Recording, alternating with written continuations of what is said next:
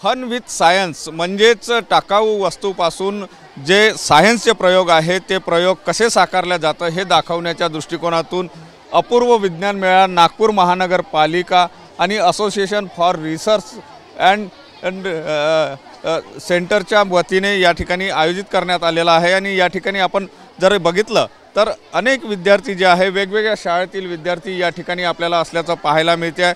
प्रत्येक विद्यार्थी आपला एक वेगळा प्रयोग दाखवण्याचा प्रयत्न या ठिकाणी करते आहे। त्यांनी स्वतः निर्माण केलेले हे प्रयोग आहे आणि टाकाऊ वस्तूपासून हे प्रयोग जे आहे ते या ठिकाणी केले जात असल्याचं एकंदर पाहायला मिळते आहे। सायन्सबद्दल रुची विद्यार्थ्यांमध्ये निर्माण व्हावी हा दृष्टिकोन समोर ठेवून हा विज्ञान मेळा गेल्या अनेक वर्षापासून या ठिकाणी भरतो आहे।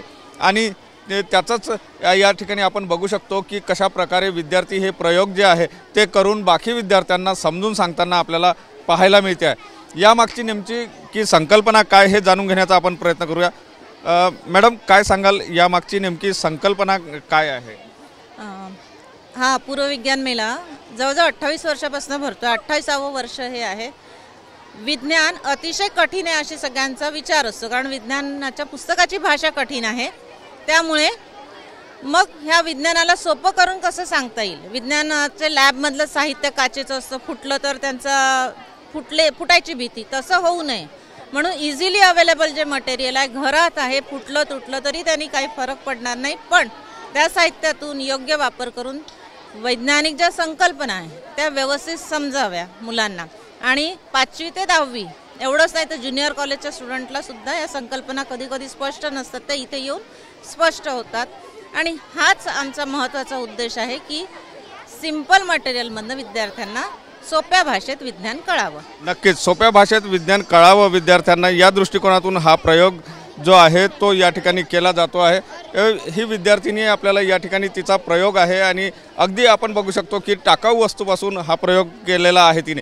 काय नेमका तुझा प्रयोग आहे आणि काय कसं समजून सांगतो तू विद्यार्थ्यांना? मेरा नाम शिवानीश्वरी वर्मा है और मैं डॉक्टर राम मनोहर लोहिया स्कूल से पढ़ती हूँ। मेरे प्रयोग का नाम है पानी की रेलगाड़ी। जैसा कि आप देख सकते हैं पानी जो है धागे से चिपक कर जा रही है, आजू बाजू नहीं गिर रही है। इसका कारण है ससेजन बल के कारण पानी की जो बूंदें आपस में जुड़ी होती है, आजू बाजू नहीं गिरती है, और अससेजन बल के कारण पानी की बूंदें धागों से चिपकी होती है, इसलिए इसे पानी की रेलगाड़ी कहा जाता है। धन्यवाद।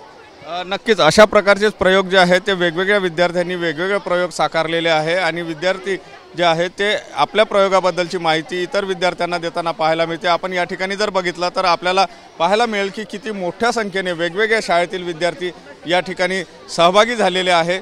साध्या आणि सोप्या भाषेमध्ये विज्ञान समजून घेण्याचा प्रयत्न या माध्यमातून जो आहे तो या ठिकाणी केला जाताना पाहायला मिळतो आहे। कॅमेरामन साईसह सुनील ढगे, TV9 मराठी, नागपूर।